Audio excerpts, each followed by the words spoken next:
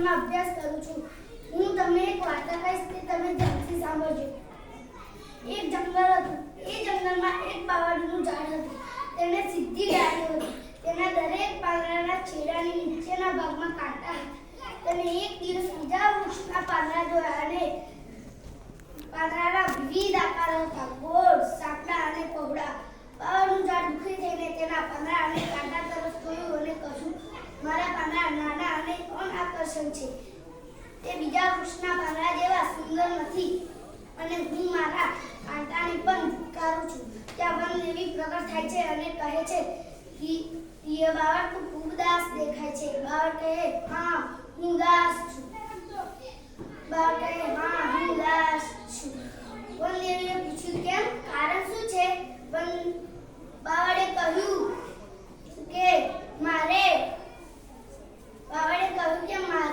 સોનેરી પાંદડા જોઈએ છે અને કાંટા નથી જોતા.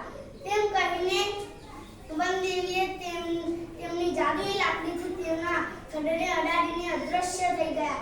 બાવળનું ઝાડ સુંદર અને ખુશ દેખાતું હતું, પરંતુ તેની ખુશી લાંબો સમય ટકી નહીં અને જંગલમાંથી પસાર થતા થોડા લોકોએ આ અદ્ભુત ઝાડ જોયું અને સોનેરી પાંદડા જોયા અને તેમને તોડવાનું શરૂ કર્યું. અને બાવળે કહ્યું, મારા પાંદડા ન તોડશો, તે મને બહુ ગમે છે.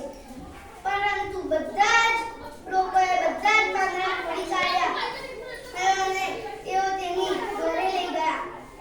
અને પાંદડા વગર બાવળનું ઝાડ કદરૂપું લાગતું હતું.